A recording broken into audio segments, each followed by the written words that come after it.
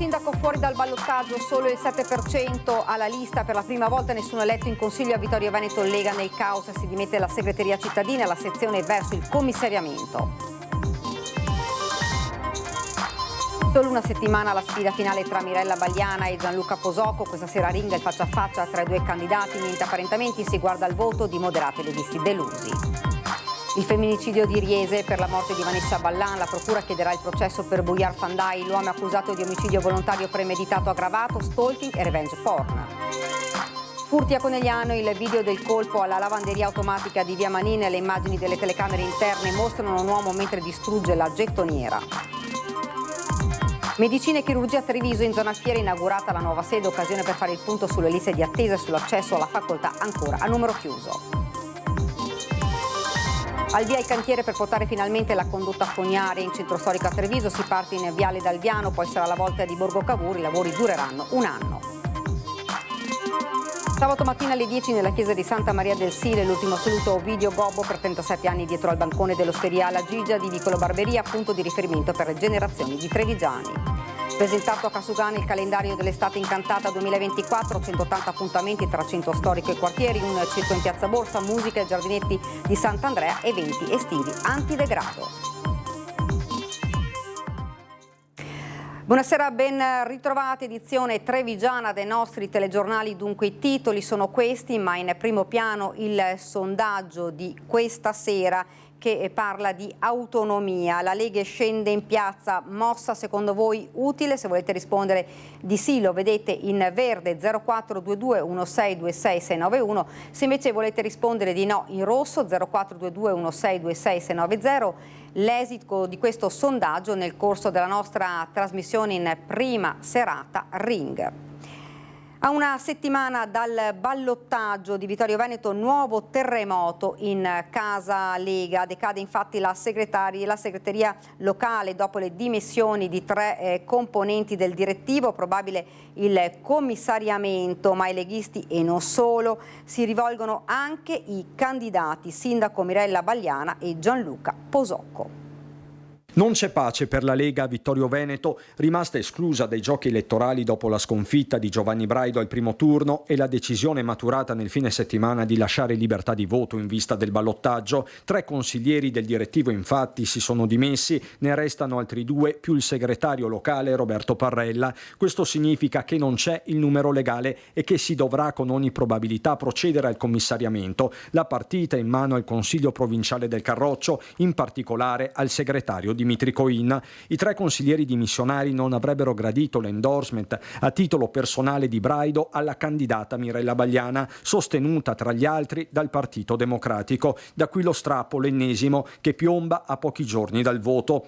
Ai leghisti delusi, disillusi e in libera uscita si appellano gli stessi candidati sindaco. Gianluca Posocco, delfino dell'espulso Gian Antonio D'Arè, lo fa da ex leghista. La Lega è una grande famiglia fatta da tante bellissime persone. In tutte le famiglie poi succede che si litiga.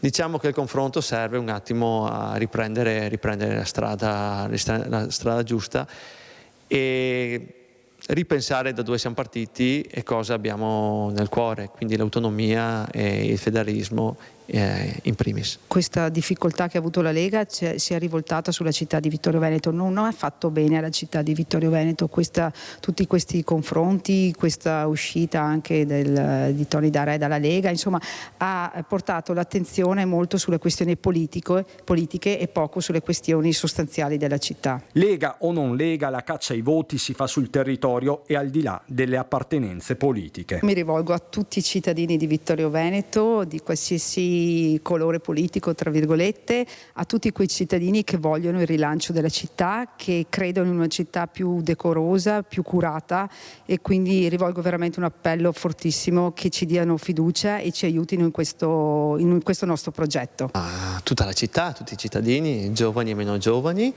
perché votino oltre a me la mia grande squadra, fatta da persone di elevata qualità professionale, un grande entusiasmo, un candidato sindaco felice, perché dietro di lui eventualmente avrà una grande squadra. E questa sera a Ring il confronto elettorale tra Mirella Bagliana e Gianluca Posocco a pochi giorni dal voto, dal quadro politico in fermento ai temi concreti della città, dall'ospedale al decoro urbano, passando per i giovani e l'adesione all'UNESCO. Confronto preceduto, come potete vedere dalle immagini, da una calorosa stretta di mano. Questa sera quindi a Ring il faccia a faccia tra Gianluca Posocco e Mirella Bagliana. E parte oggi una delle settimane più calde per l'autonomia. Venerdì a Montecchio Maggiore la manifestazione della Lega è un'iniziativa che valorizza la riforma, dice Zaia, mentre da Fratelli d'Italia è ancora gelo e ai meloniani Zaia sembra lanciare un messaggio. Il problema non è prendere i voti, ma mantenerli. Io le posso dire che natura non faccia il saltus, penso che nel 2014 Renzi aveva il 42% in Veneto, nel 2019 Salvini ha fatto il 49,5% in Veneto, nel 2024 Fratelli d'Italia al 38%, io l'ho sempre detto, la vera sfida è tenere i voti e non prenderli. Più che una fotografia del voto sembra quasi un messaggio agli alleati meloniani, quello di Luca Zaia all'inizio di una settimana che si preannuncia caldissima da tutti i punti di vista. Non solo c'è il ballottaggio in 16 comuni del Veneto, ma c'è pure la partita per l'autonomia con la manifestazione contro il DDL Calderoli organizzata dal Movimento 5 Stelle nelle prossime ore a Roma e la contromanifestazione della Lega indetta per venerdì a Montecchio Maggiore, iniziativa che Fratelli d'Italia giudica legittima ma di fatto dal sapore elettorale. La Lega è un partito identitario che ha nell'autonomia uno dei suoi cavalli di battaglia, quindi non mi sorprende che faccia una manifestazione in un comune dove ha un candidato sindaco che va al voto, che tra l'altro è consigliere regionale, quindi nulla di strano sul fronte. Manifestazioni i partiti legittimamente le fanno, a prescindere di cosa accade in Parlamento. Devo anche dire che il nostro partito, la Lega, ha fatto manifestazioni tante al punto tale per l'autonomia che oggi stiamo discutendo in Parlamento grazie alle nostre manifestazioni. Non penalizza l'autonomia la manifestazione, ma la valorizza ancora di più. Ma noi non abbiamo bisogno di rivendicare nulla, è nei fatti. Cioè, il primo Consiglio dei Ministri che vede entrare l'autonomia differenziata è il Consiglio dei Ministri del 2 di febbraio del 2023. Presidente del Consiglio Giorgia Meloni, a dimostrazione che noi quando promettiamo qualcosa ai veneti, ma in generale a tutti gli italiani, poi sappiamo mantenerla. La polemica è quindi strisciante con Andrea Ostellari che ne fa una questione più territoriale che politica. Quando si parla di autonomia si deve avere ben chiaro qual è l'obiettivo. L'obiettivo è quello di rappresentare i veneti, non è quello di rappresentare una parte dei veneti. Siamo ora alla cronaca, delitto di Vanessa Ballan, la procura chiederà il processo per Bujar Fandai, l'uomo è accusato di omicidio volontario premeditato aggravato, stalking e revenge porn. Entro la metà di luglio la procura chiuderà le indagini sul terribile delitto di Vanessa Ballan, la 26enne picchiata e accoltellata a morte. La donna, che aspettava un bimbo, è stata aggredita nella sua abitazione. Accusato della sua morte Bujar Fandai, il 40enne artigiano kosovaro che dovrà rispondere delle accuse di omicidio volontario premeditato aggravato, stalking e revenge porn. Il pubblico ministero chiederà il rinvio a giudizio. Il terribile femminicidio era avvenuto il 19 dicembre scorso a Spineda di Riesepio X, nella casa di Vanessa. L'uomo, che non voleva accettare la fine della storia con la giovane, aveva scavalcato la recinzione, fatto irruzione in casa ed aggredito violentemente la 26enne, non lasciandole scampo. Sotto la lente di ingrandimento i cellulari della vittima e del killer. Gli investigatori hanno ricostruito i messaggi tra i due, soprattutto quelli relativi al 27 ottobre 2023, quando la donna andò a denunciare il 40enne. L'uomo avrebbe spiegato di essere andato a casa di Vanessa per avere una spiegazione sui motivi che l'avevano spinta a denunciarlo per stalking e revenge porn. Vanessa, già mamma di un bimbo di 5 anni, si era recata dai carabinieri dopo i continui ricatti del 40enne che voleva continuare la storia e che aveva inviato al compagno della vittima un video di un rapporto intimo con lei. Non solo, ma in una dichiarazione Bujar Fandai si era giustificato dicendo che il giorno del delitto a prendere il coltello per prima era stata la vittima e lui si era difeso. Ma secondo gli investigatori la verità è ben diversa. Dopo gli avvisi orali emessi dal questore scattano 5 provvedimenti cautelari nei confronti dei minori responsabili della rissa con accoltellamento in vicolo Brovedan a Udine e a pochi passi da piazza San Giacomo. I ragazzi, di cui uno è trevigiano, dovranno attendere il processo in comunità. Il 18 maggio la rissa tra minori in vicolo Brovedan, a pochi passi dal plateatico di piazza San Giacomo. 2 giovani finiti in ospedale, uno in gravi condizioni per la gran quantità di sangue perso. Per quella che fu poi accertato essere una spedizione punitiva per regolare questioni di insulti, il questore di Udine aveva emesso avvisi orali nei confronti dei ragazzi individuati come responsabili dei fatti. Una tiratina di orecchie, ma oggi alla porta di casa di 5 minori si sono presentati gli agenti di polizia per eseguire altrettante misure cautelari, ben più pesanti, di collocamento in comunità in attesa del processo.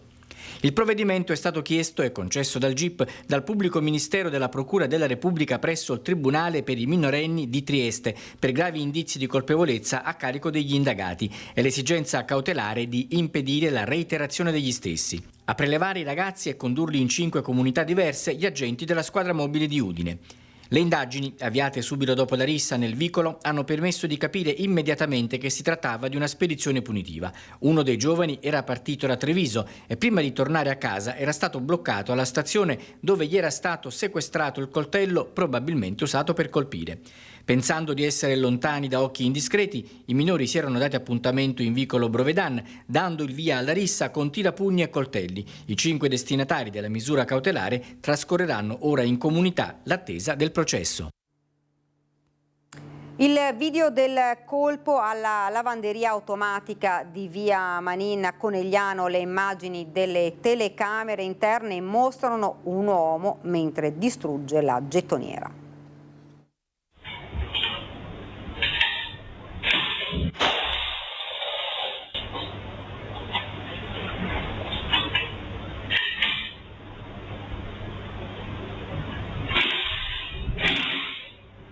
Due notti dopo, ladri di nuovo in azione in via Manina a Conegliano, dove tra mercoledì e giovedì scorsi i malviventi hanno compiuto un vero e proprio raid tra bar, negozi, panifici, spaziando dalla città al suo hinterland, Santa Lucia, Susegana, Ponte della Priula. La notte di venerdì, ecco alla lavanderia self-service un uomo, presumibilmente un giovane, vestito di nero e incappucciato, che scassina la gettoniera senza guanti, elemento questo che potrebbe far pensare a un individuo diverso da quello o quelli che hanno agito nei giorni precedenti. Sono le 2 del mattino, alla lavanderia automatica non c'è nessuno.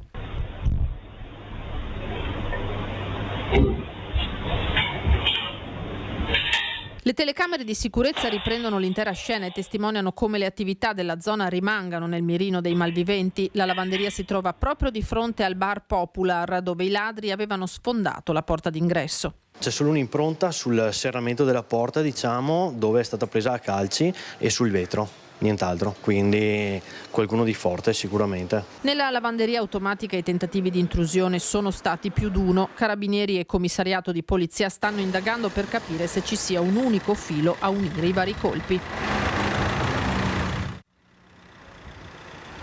Controlli dei carabinieri nel fine settimana, raffica di patenti ritirate e denunce. Le zone maggiormente battute dai militari dell'Arma sono state Treviso, il Monte Bellunese e la Castellana. 10 automobilisti deferiti. A Croceto un 19enne si è rifiutato di sottoporsi ad accertamento della guida in stato di alterazione dovuta all'assunzione di sostanze stupefacenti. Un 29enne a Montebelluna è stato sorpreso alla guida di veicolo con tasso alcolemico superiore a 1,70, così come un 59enne è sorpreso alla guida del proprio ciclomotore con un tasso alcolemico pari o quasi a 1,90. Sempre a Crocetta del Montello è stato deferito in stato di libertà per porto di armi ed oggetti atti ad offendere un 19enne italiano trovato in possesso senza giustificato motivo di un bastone in legno della lunghezza di centimetri 80. Da Castelfranco a Casale sul Sile fino a Mogliano e Treviso i carabinieri hanno fermato automobilisti alla guida di vetture ubriachi con conseguente denuncia e ritiro della patente. Dell'Arma dei carabinieri la raccomandazione di guidare sempre con prudenza in condizioni psicofisiche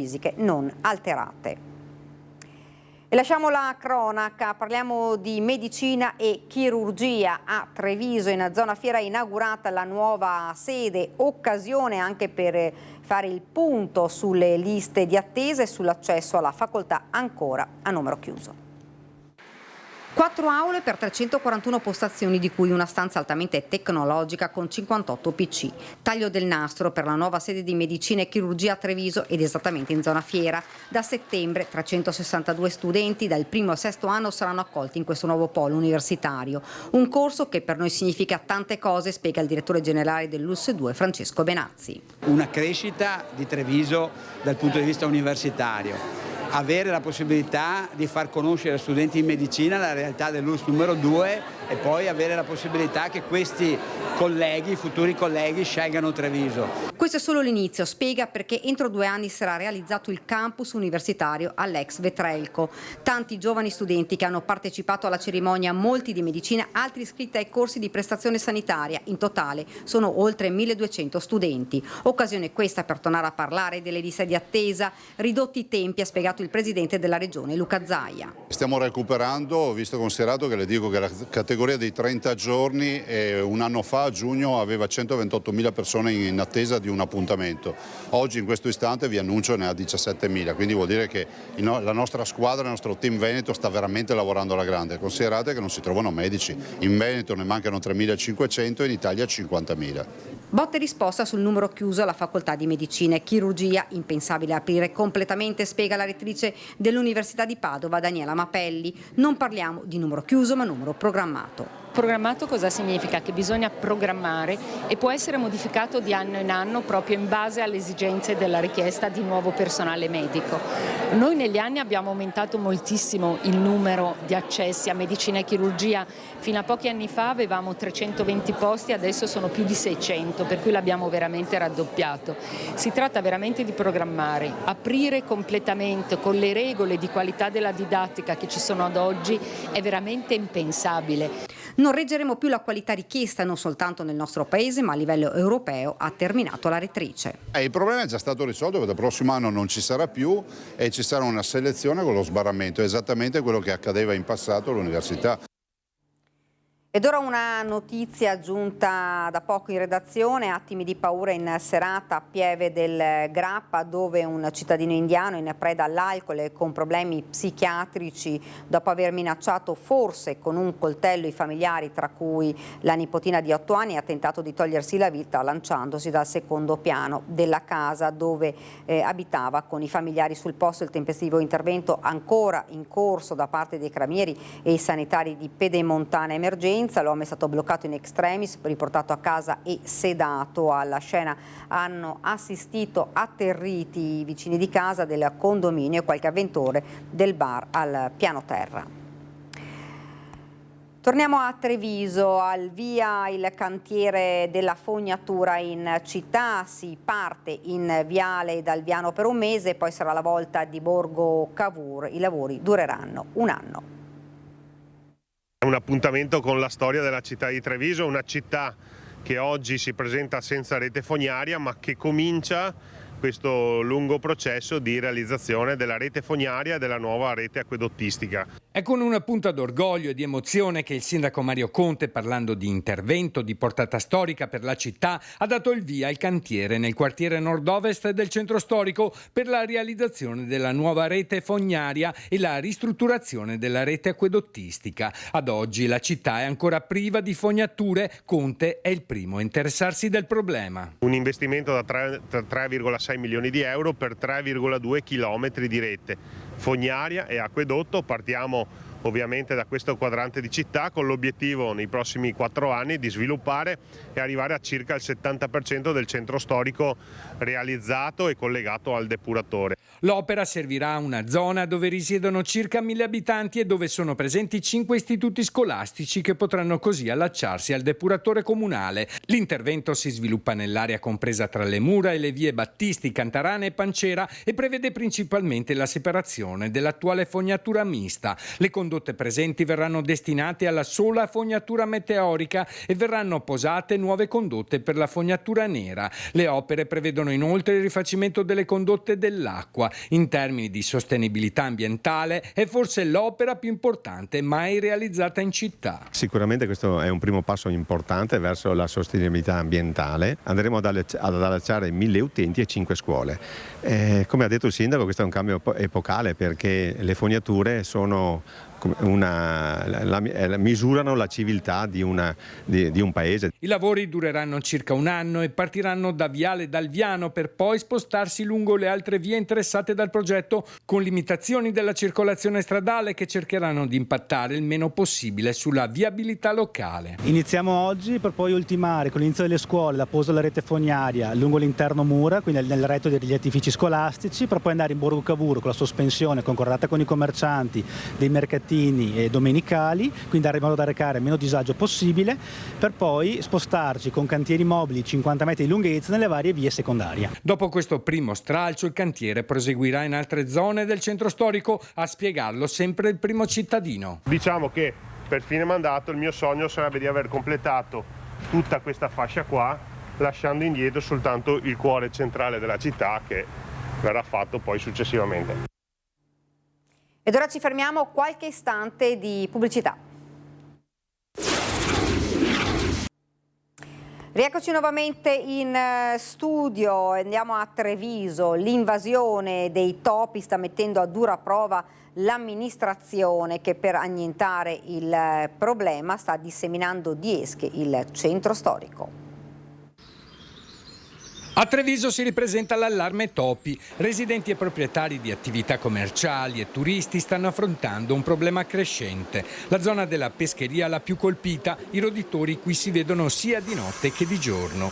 Questi animali, un tempo timidi e notturni, ora scorazzano con disinvoltura per le strade, mostrando una confidenza insolita e preoccupante. La loro presenza si spinge anche in Piazza dei Signori e lungo le mura della città, così come nelle vie adiacenti ai canali. I topi si sono fatti strada tra i tavolini dei bar e ristoranti, approfittando delle piattaforme esterne. Il comune ha già iniziato a piazzare una trentina di trappole e veleni, soprattutto in zona pescheria, la più problematica. L'aumento dei topi potrebbe essere attribuito a diversi fattori, tra cui la disponibilità di cibo causata dall'abbandono di rifiuti, sostiene l'assessore Manera. Sì, abbiamo anche noi rilevato questa problematica legata in qualche caso a qualche abbandono che non dovrebbe avvenire, e soprattutto escono da zone private. Siamo intervenuti immediatamente con massiccio posizionamento di trappole, verranno messe in questi giorni per risolvere il problema. È chiaro che quello che bisogna fare è sensibilizzare tutti, compresi gli esercenti, di stare molto attenti quando si puliscono i tavoli, perché chiaramente si fornisce del cibo ai topi, e soprattutto gli ambiti privati a tener conto che devono tenere i loro giardini in una situazione ottimale per evitare che i topi escano, perché chiaramente non hanno limitazione di spazio rispetto all'ambito pubblico. Sembra che i roditori siano diventati resistenti a questi metodi tradizionali di controllo, pensano alcuni residenti. Di fronte a questa sfida, l'amministrazione sta pensando anche a nuove strategie più innovative e sostenibili per affrontare l'infestazione. Non ci resta che aspettare e vedere se i topi avranno la meglio. Saranno celebrati sabato mattina alle 10 nella chiesa di Santa Maria del Sile i funerali di Ovidio Gobbo, per 37 anni titolare dell'osteria alla Gigia di Vicolo Barberia a Treviso, insieme alla socio Sandro Valiera. Il feretro partirà dall'ospedale Ca' Foggella alle 9:45. Ovidio tutti lo conoscevano per nome, si è spento sabato sera dopo una breve malattia. La sua scomparsa ha destato un profondo cordoglio in città. Difficile non trovare qualcuno che non avesse incrociato lo storico oste. Gobbo, 75 anni, lascia la moglie Margherita e le figlie Martina e Lorenza. Radio Veneto 1 a rischio chiusura. Il titolare Roberto Ghizzo, assieme al suo legale, fa scattare una denuncia per riottenere i contributi negati dal 2017. Radio Veneto 1, emittente storica di Treviso, si trova in serie difficoltà economiche. Fondata nel 1975 da Roberto Ghizzo, la stazione il prossimo anno compie 50 anni, diventata un punto di riferimento per gli ascoltatori veneti grazie alla sua programmazione variegata e alla sua dedizione alla cultura e alla cronaca locale. Ora potrebbe chiudere. Negli ultimi 7 anni l'emittente ha affrontato una crisi senza precedenti. Il declino è stato accelerato dal taglio dei contributi da parte del Dipartimento per l'editoria della Presidenza del Consiglio dei Ministri, un sostegno che si è ridotto anno dopo anno fino alla completa interruzione. Fondi che al momento attuale gli sono stati negati. Perché gli sono stati negati? Perché hanno applicato delle normative sbagliate. Una volta gli era stato negato perché avevano applicato una legge diversa, un'altra volta perché era stato applicato un articolo diverso, ultimamente perché stanno applicando dei principi che non sono quelli previsti dalla normativa. Nonostante abbia ricevuto un rimborso per le spese telefoniche nel 2017, 2018 e 2019, la somma è stata irrisoria rispetto ai bisogni di una stazione radiofonica che un tempo vantava una redazione di 6 giornalisti professionisti, registi e tecnici. Ghizzo non si è arreso di fronte a questa situazione, ha combattuto contro quello che considera un taglio illegittimo e ha difeso il diritto alla pluralità dell'informazione, un principio costituzionale che ritiene sia stato violato nei confronti della sua emittente. Quello che aspetta a chi opera in ambito nazionale aspetta anche a chi opera in ambito locale. Sto cercando di difendere il posto di lavoro a dei ragazzi che meritano di lavorare e sto soprattutto cercando di avere quello che ci spetta per legge. Ghizzo ha deciso di intraprendere azioni legali per ottenere chiarezza e giustizia con una denuncia per omissione d'atti d'ufficio. La denuncia a chi l'avete indirizzata? Alla Procura della Repubblica nei confronti dell'Ufficio per il servizio e per il sostentamento delle imprese radiotelevisive e agli investimenti, che è un ufficio che fa parte della Presidenza del Consiglio. È stato presentato oggi in Casugana il calendario di Estate Incantata 2024. La programmazione di quest'anno punta anche ad animare con iniziative culturali zone fino ad ora dove ha regnato la delinquenza.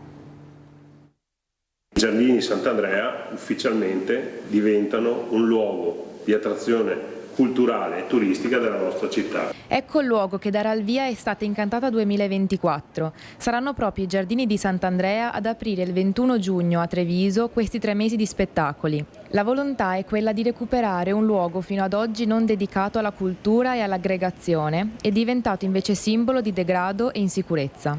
La riqualificazione urbana, oltre a più elementi, ha sicuramente l'elemento della riqualificazione dal punto di vista territoriale e paesaggistico, ma ha anche la parte, diciamo, oltre del contenitore, del contenuto. Questo è il progetto pensato dal Comune, in collaborazione con la Camera del Commercio di Treviso e Belluno, per eliminare l'idea di degrado del posto grazie ad importanti ed interessanti incontri culturali. Musica, teatro, arte, gastronomia, cinema e comicità saranno i protagonisti degli oltre 180 eventi in programma per grandi e piccini nel Trevigiano. Più di 20 le associazioni e i gruppi locali coinvolti nel centro storico e nei quartieri. Tra i partner Centro Marca Banca, che offrirà alla città la rassegna dei comici cabarettisti di Zelling & Co, CMB Comici in Loggia. Terminerà il 21 settembre la programmazione che vedrà tra le novità Arte Ven, che porterà in Piazza Borsa uno speciale spettacolo circense senza animali. Si conferma invece con appuntamento fisso sulle mura, tra grandi ospiti, musica e cibo, suoni di marca. Festa nella festa, le mura parleranno, racconteranno la nostra storia, ma anche la nostra musica, la musica più bella, e quindi tutti saremo presenti sulle mura per suoni di marca. Le fiabe sotto il cedro, ma anche paesi, storie e bambini, e poi dinosauri giganti al Parco degli Alberi Parlanti. È l'estate messa in cantiere dal gruppo Alcuni. Le 1001 notte, Lumaca Lucilla, lo strano pranzo di Hansel e Gretel. A Treviso l'inizio estate porta con sé la nuova ricca rassegna pomeridiana di spettacoli per ragazzi organizzata dal gruppo Alcuni nello splendido spazio verde di Viale Felicent. Appuntamento ogni giorno alle 17:30. Dal 26 giugno al Parco degli Alberi Parlanti ci sarà la rassegna Fiabe sotto il cielo, spettacoli meravigliosi da non perdere, ma da non perdere in modo particolare nei giorni 19, 20 e 21, la notte dei sauri giganti. Vi dico solo una cosa, saranno presenti dei dinosauri alti 18 metri e non dico altro. Enormi dinosauri popoleranno dunque il parco il 19, 20 e 21 luglio, mentre già dal 1 giugno ha preso il via Paesi, Storie e Bambini, che abbraccia quest'anno non solo la marca trevigiana. Nell'estate 2024 saranno infatti coinvolti 25 comuni, 19 della provincia di Treviso, 4 della provincia di Padova, 2 di Belluno. Grande protagonista il teatro dal vivo, magie, pupazzi, burattini e marionette, videoproiezioni, grandi bolle di sapone, musica e arte circense. In totale verranno portati nelle piazze 37 spettacoli con 20 titoli differenti. E se piove? Nessuna preoccupazione. se piove gli spettacoli si faranno assolutamente al coperto, ma speriamo che non piova. Ciao a tutti. Ed ora siamo alla nostra pagina da Belluno e provincia.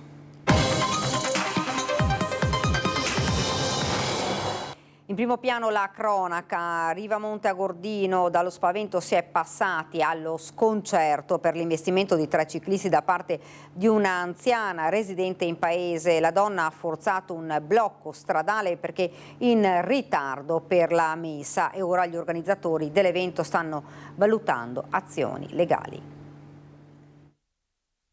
Le dico solo che noi abbiamo più di 1200 persone dislocate sul territorio ieri, di cui 300 adibite al servizio di sicurezza sulle strade, oltre a 40 moto di scorta tecnica che hanno intimato alla signora di fermarsi. È chiaro che una persona che ha un ruolo di scorta tecnica non ha le funzioni di pubblica sicurezza che ha un carabiniere o una polizia stradale. All'indomani dell'incidente che poteva trasformare in tragedia quella nata come una giornata di festa, il presidente della Sportful Dolomiti Race ritorna sul gesto sconsiderato della 76enne di Rivamonte che ieri verso le 8:30 del mattino ha forzato a bordo della sua auto il blocco stradale allestito nei pressi di Forcella Franche, travolgendo 3 ciclisti che stavano affrontando la competizione.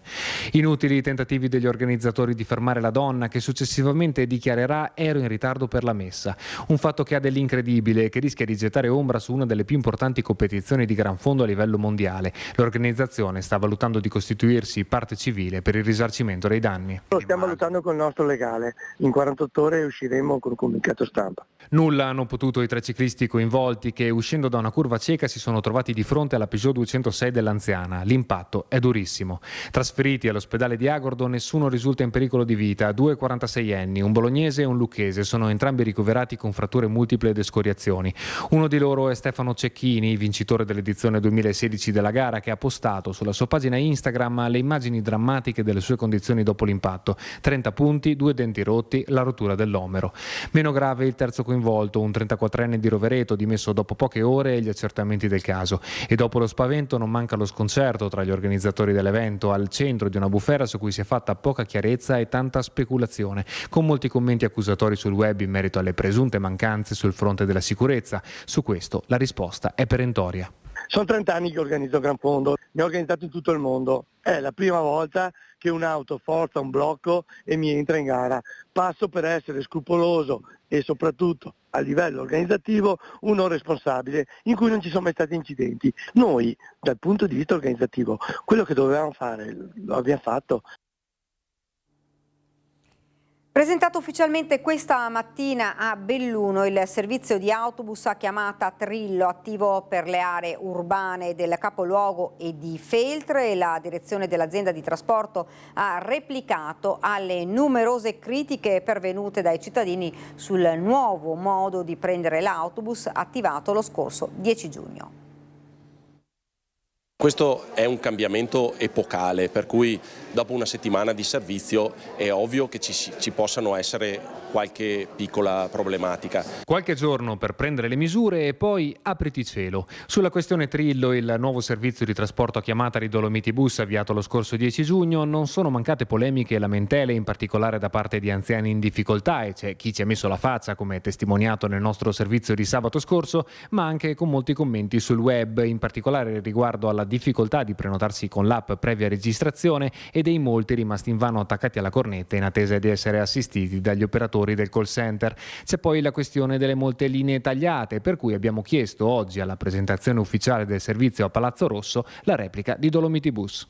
Alcune linee sono rimaste attive e negli orari ovviamente di maggiore carico di persone è rimasto. Per il call center ovviamente ci sono degli aggiustamenti da fare, però dai feedback che ho io l'attesa media è di 3 minuti. Se lei prova a chiamare un qualsiasi call center di qualunque altra azienda vedrà che aspetterà molto di più. La logica è semplice ma potenzialmente rivoluzionaria: adattare l'offerta ai bisogni della domanda. Basta cioè agli autobus vuoti che costano e inquinano senza motivo, ridurre il problema della carenza di autisti impiegandoli solo dove necessario, recuperare la disaffezione dal trasporto pubblico con un servizio puntuale e rinnovato. I numeri: 1500 iscritti iscritti nei primi 7 giorni, con 700 passeggeri tra Belluno, dove il servizio è attivo con 7 mezzi, e Feltre con ulteriori 3, per un totale di 10 tra autobus e NCC. L'azienda si dice consapevole dello sforzo di adattamento che si richiede ai cittadini, ma non nasconde un certo ottimismo. Io credo che la maggior parte delle persone, dai feedback che abbiamo avuto, siano soddisfatte del servizio. Ci vuole un po' di tempo di rodaggio, sia per noi ma sia anche per il cliente che lo utilizza, e sicuramente ci sarà un ulteriore efficientamento in futuro. Sicuramente dobbiamo migliorare per dare più puntualità alle richieste anche delle persone anziane. Io credo veramente che un trasporto più preciso, che inquini meno, che sia più green e a portata di tutti sia quel futuro. E questa era davvero la nostra ultima notizia, ora la sigla e poi le previsioni meteo. Grazie davvero per averci seguito, arrivederci.